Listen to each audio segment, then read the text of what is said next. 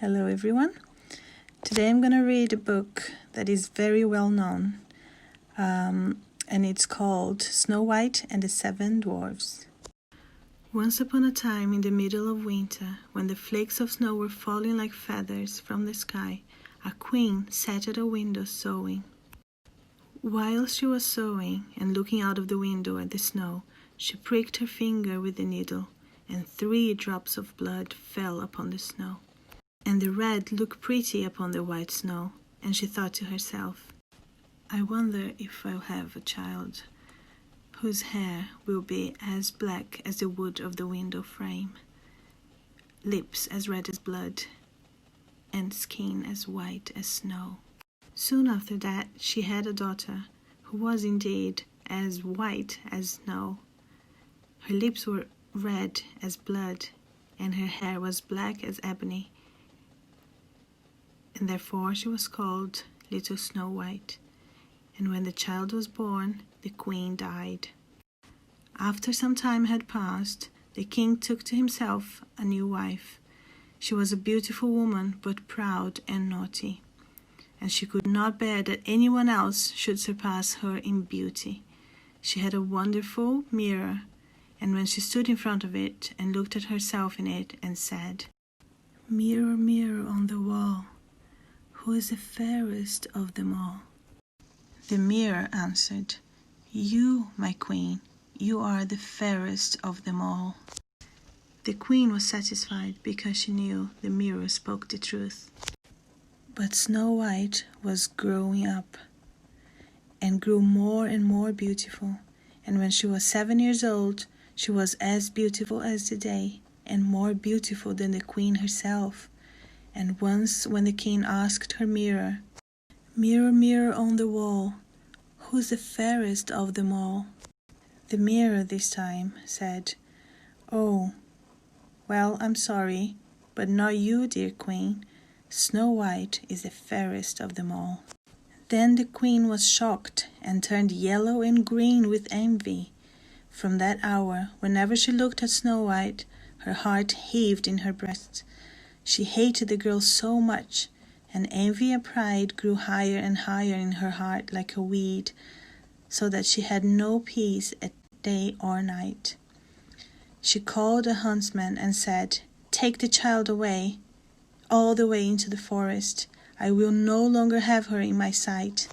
Kill her and bring me back her lung and liver as a token. The huntsman obeyed and took her away, but when he had drawn his knife and was about to pierce Snow White's innocent heart, she began to weep and said, Oh, dear huntsman, leave me my life. I will run away into the wild forest and never ever come home again. And because she was so beautiful, the huntsman had pity on her and said, Run away then, you poor child. The wild beasts will soon have devoured you, thought he. And yet it seemed as if a stone had rolled off from his heart, since it was no longer needful of him to kill her.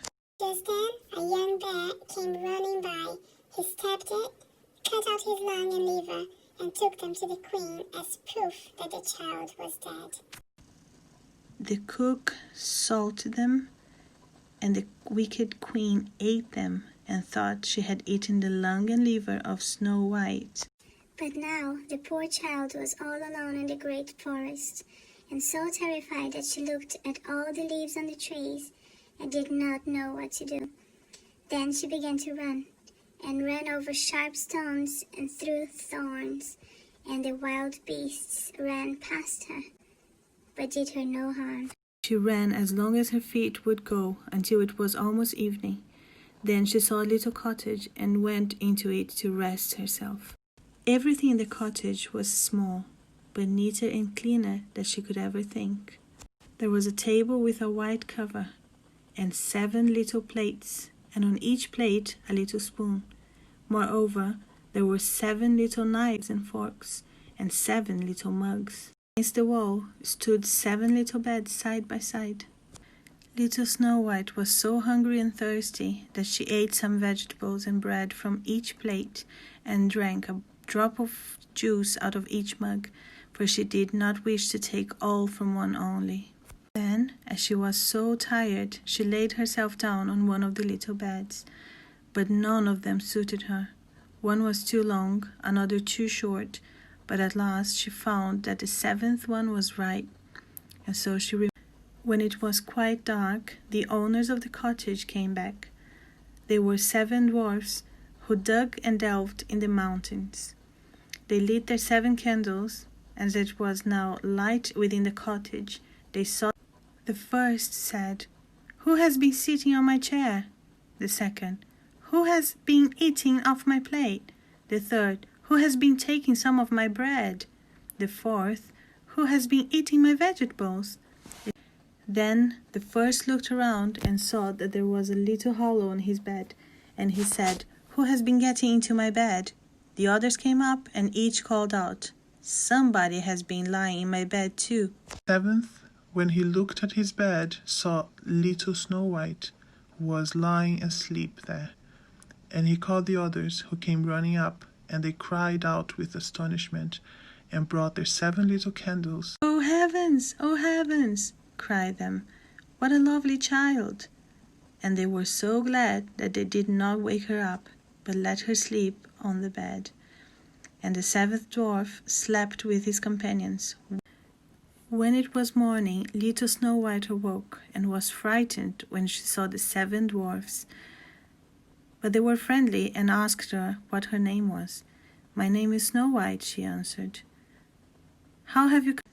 The dwarf said, "If you take care of our house, cook, make the beds, wash, sew and knit, and if you keep everything neat and clean, you can stay with us and you shall want for nothing." "Yes," said Snow White with all her heart.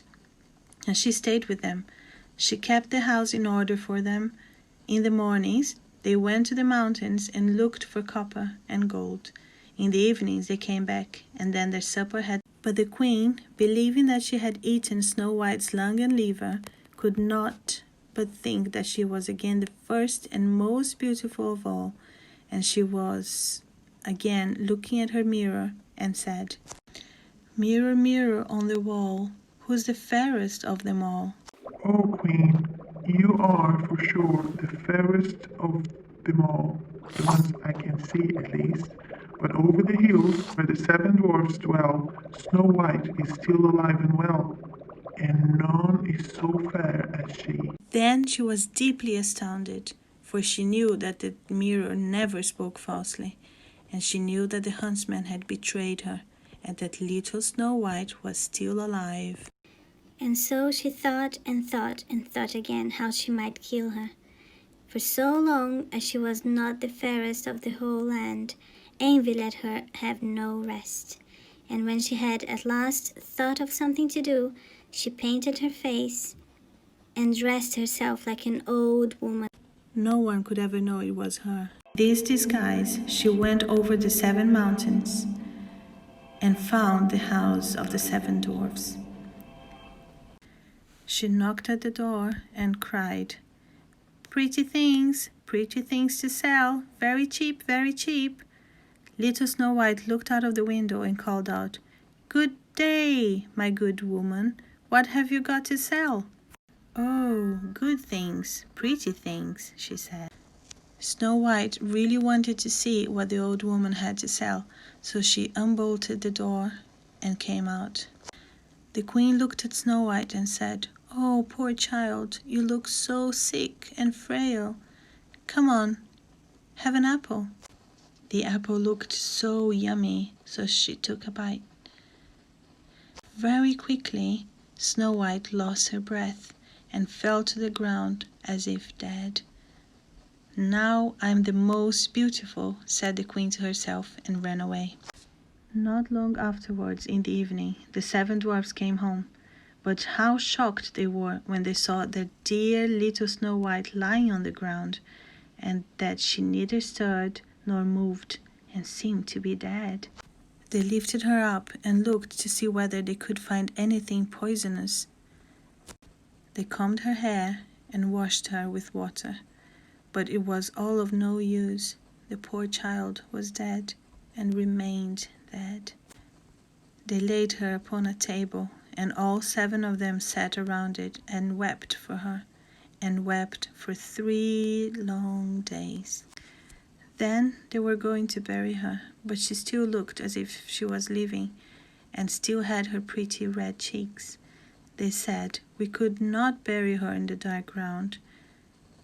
And they had a transparent coffin of glass made, so that she could be seen from all sides.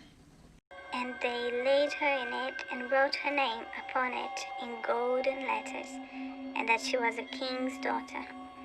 Then they put the coffin out upon the mountain, and one of them always stayed by it and watched it. And birds came too, and wept for Snow White, first an owl, then a... And Snow White lay a long, long time in the coffin, and she did not change, but looked as if she was asleep, for she was still as white as snow, as red as blood, and her hair was as black as ebony. It happened, however, that a king's son came into the forest and went to the dwarf's house to spend the night. He saw the coffin on the mountain and the beautiful Snow White within it, and read what was written upon it in golden letters. Then he said to the dwarfs, "Let me have the coffin. I will give you whatever you want for it." But the dwarfs answered, "We will not part with it for all the gold in the world." Then he said, "Let me have it as a gift, for I cannot live without seeing Snow White. I will honor and prize her as my dearest possession." As he spoke in this way, the good dwarfs took pity upon him and gave him the coffin.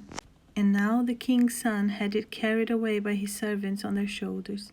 And it happened that they stumbled over a tree stump, and with the shock, the poisonous piece of apple which Snow White had bitten off came out of her throat.